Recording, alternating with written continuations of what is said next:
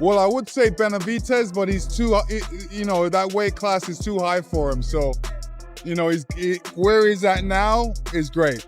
David, do you think Crawford will fight you if he beats Canelo? Nah, I wouldn't fight Crawford. I'm at 175. And Terence Crawford, No. no, I ain't doing that fight. Maybe planning on vacating the belts. No, we ain't gonna vacate the belts. Coach Brian "Bo-Mac" McIntyre made headlines right after the fight when reporters asked about Turki Alalshikh's idea of setting up a showdown between Terence Crawford and David Benavidez. Bo-Mac didn't hesitate. He shut the talk down immediately. He said Crawford didn't need that kind of matchup at this stage, making it clear that in his eyes, Bud had already climbed the mountain and had nothing left to prove. Well, we need to sit for a minute and then, just like I said, get back in the gym and do our thing. Ennis, Absolutely. And he don't want. Also reminded fans of an earlier point he had made, that sparring with Jaron "Boots" Ennis would do little to prepare Canelo, because Crawford is an entirely different beast. In Bo-Mac's words, Bud operates on another level, bringing a blend of IQ, skill, and adaptability that no sparring partner can replicate. About the Ennis sparring, you guys were largely I told you silent it don't about make no difference. Didn't I say it? I said that don't mean shit. I don't give a damn about that. Yeah. I said that, didn't I? In one of those interviews, I said that. Don't mean shit, because he's no Bud Crawford. I'm not taking nothing from Ennis, you know, Bozy, them over there, them my guys. Shit, but bringing in that, which is good for Canelo, but it didn't do no good. The entire Benavidez conversation was actually ignited by Turki Alalshikh himself. Just hours after Crawford's monumental victory, the Saudi boxing power broker took to Twitter with a message that shook the sport. He congratulated Terence "Bud" Crawford on making history, becoming the first fighter ever to be undisputed in 3 different divisions, while also giving respect to Canelo for his performance. But then came the twist. Almost playfully, Alalshikh asked the question that lit up boxing Twitter: can David Benavidez still make 168 pounds? Trainer Greg Hackett quickly addressed the sudden speculation, making it clear this wasn't some carefully planned matchup, but rather a product of hype and financial buzz. He argued that Crawford doesn't need a fight with Benavidez to validate his greatness, while pointing out the brutal reality. Benavidez, now campaigning at a 175, would put himself through hell to cut back down to 168.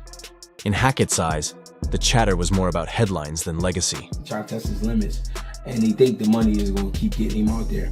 That fight is pointless. The fight is pointless because nobody ever talked about that fight until now. And then I don't feel like Bud needs a Benavidez. And then that would mean Benavidez would have to go into a different body and bring himself back down to 68 when he's already getting. Hackett went on to explain why all this Crawford-Benavidez talk felt largely artificial. In his view, it was less about genuine matchmaking and more about Turki Alalshikh flexing his growing promotional power. Hackett cautioned that while spectacle can drive headlines, boxing as a sport still needs to hold on to matchups that make sense in the ring, not just on paper or at the box office. I believe Benavidez had some tough tasks in front of him that he wanted to conquer before even talking like that. I don't even think he wanted to talk like that because there's really no point. He wanted the Canelo fight because Canelo was the man at 68 and he was at 68. I don't think he cared about fighting Bud, and I don't think Bud cared about fighting Benavidez. That's just Turkey trying to pull rank. Turkey trying to show he got a golden arm. One major storyline heading into the fight was whether Crawford could truly add another weight class to his legacy. Many commentators were already labeling him a 4-division world champion, though technically he wasn't. Critics like boxing analyst Chowbaz the Adult questioned whether Crawford had genuinely earned the hype, arguing his resume lacked consistent elite competition and that he hadn't fully proven himself against the very best at the highest level. Top 4 greatest fighters of all time. Do you understand how improbable this is? I thought Bud had no chance. I lost 20 grand. Not only is Terence Crawford on my Mount Rushmore, like I said, if he were to win, because the probability of him winning against all the odds, I couldn't see it. I couldn't see how. A narrative of doubt couldn't withstand the golden glow of this historic night. By moving up in weight and dismantling one of boxing's most established champions, Crawford forced even his harshest critics to reconsider his legacy. Chowbaz captured this transformation in the hours after the fight, documenting a shift so profound that it left an unforgettable mark on the sport's history. Class he put together, that guy, he can face anybody in history and be a problem. Him right there. Not only that, I think this cements the fact that everybody avoided him. This right here answers everything. Not only is Terence Bud Crawford on my Mount Rushmore, but everybody avoided him. And that sheds more light on how he beat. By moving up 2 weight classes to 168 lay-Bs and unifying all 4 belts, Crawford became the first male boxer to be undisputed in 3 divisions, a historic feat.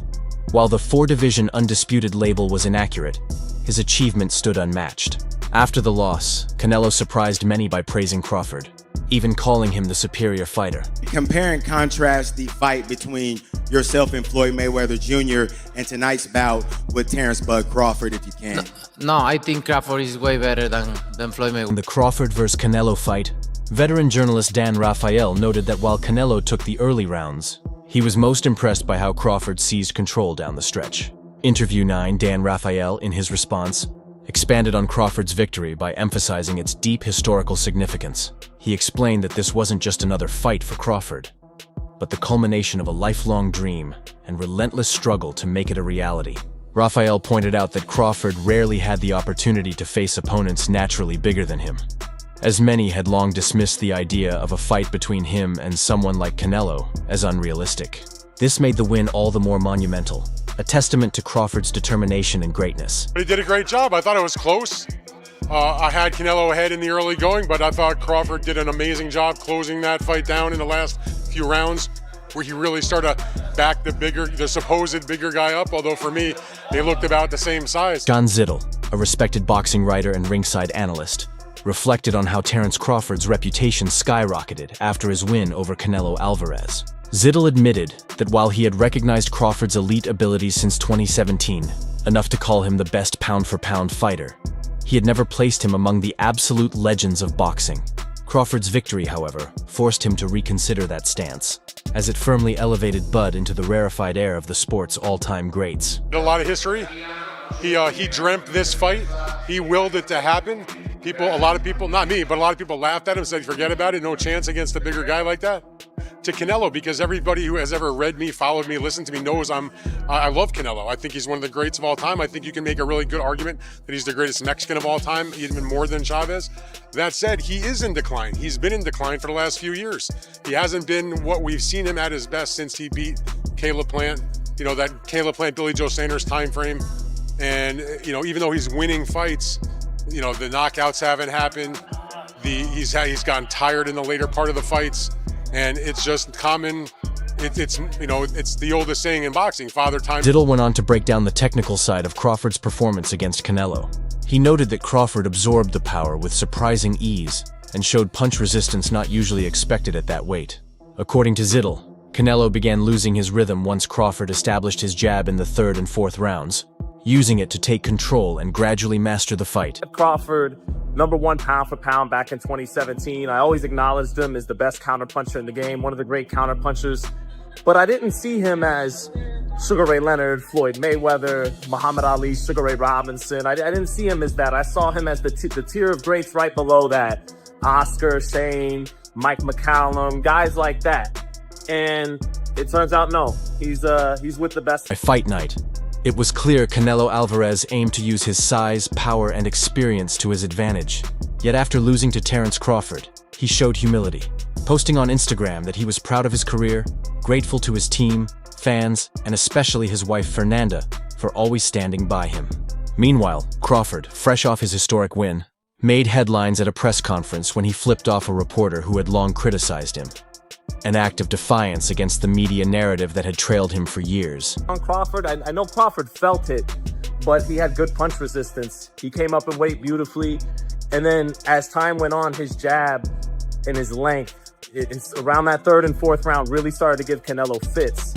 And then, #1, his bread and butter, his gift. Yes, he's got great tactics, great distance control, efficient footwork. He doesn't, and he took the air out of the ball when he wanted. Years ago, critics labeled Crawford as boring, a poor draw, or someone who only fought nobodies. But at this presser, standing tall as the sport's biggest star, he silenced those voices, proving his critics wrong and cementing his place at the very top. Sacrifices we have made together all these years. I already won because I have my family with me and millions of fans who have never stopped supporting. Canelo entered the fight as the undisputed champion, with not just his belts, but his entire legacy on the line.